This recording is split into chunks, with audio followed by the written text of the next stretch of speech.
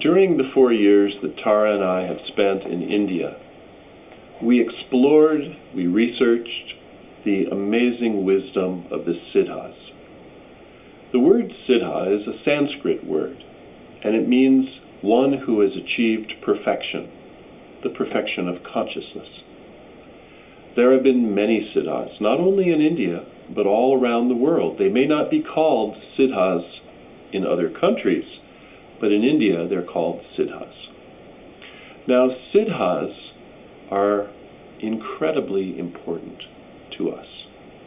You may not have even heard of Siddhas until right now, but I promise you, to learn about Siddhas is perhaps the most important thing for you to learn about at this stage in your life. The reason that I feel confident in saying that is that Siddhas demonstrate to us what we are capable of. They have attained the pinnacle of perfection. They have attained the pinnacle of human development. And when we study their lives, we learn what actually we and all of humanity are capable of. And it's much more than we currently believe.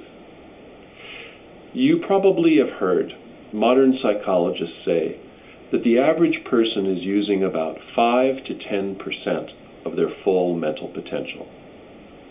Only 5 to 10%. That's amazing, isn't it? They say Einstein used maybe 12 to 15% of the full mental potential of a human being.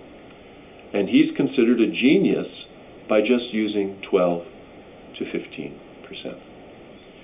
What that means is that humanity is operating on a very, very substandard system.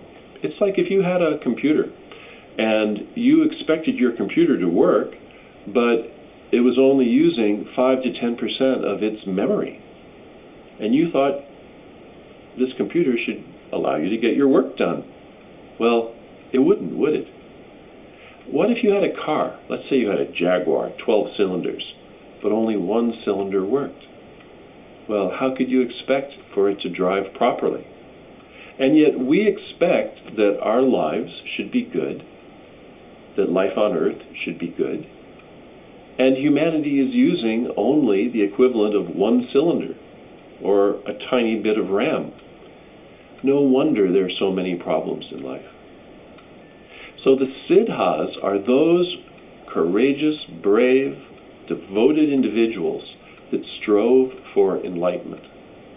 They strove to reach the highest state that humans are capable of. And they succeeded. And so to read about their lives, to study who they were, what their lives were like, what kind of abilities they developed, is very informative and educational for us today. I actually believe, this may sound rather extreme, but I really believe that humanity needs to learn about the Siddhas in order for humanity to survive. We're faced with many problems on Earth, and many of those problems seem insurmountable. How are we going to solve global warming? How are we going to solve food shortage? Running out of oil? Those are big problems. So humanity needs to be more creative, more aware, to come up with new solutions. And by achieving enlightenment, by achieving self-realization, we actually own the home of all knowledge. This is an amazing thing. When you read the writings of the ancient Siddhas, you find that they described thousands of years ago the structure of the universe. Not just one universe, but multiple universes. Something that modern string theory is now discovering. And they didn't have telescopes. They didn't have microscopes.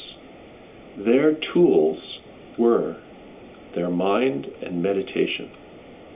Their laboratory was their body. Their instrument was their mind. and they used meditation to develop their consciousness to its full extent.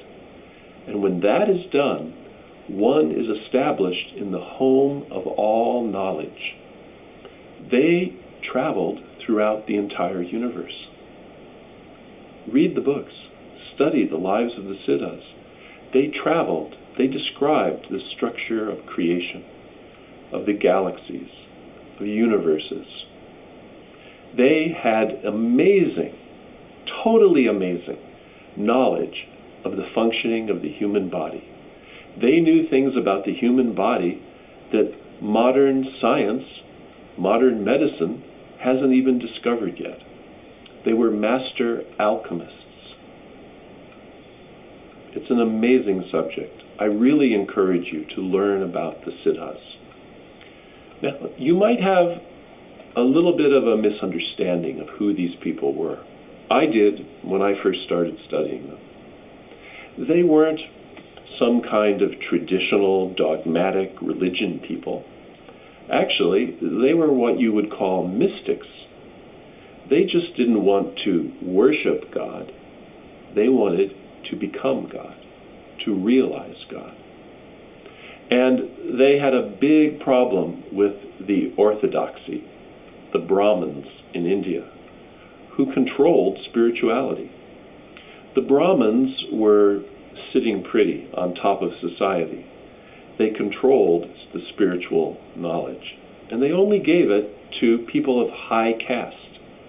The people of low caste, the untouchables, and the lower castes were deprived of spiritual teachings.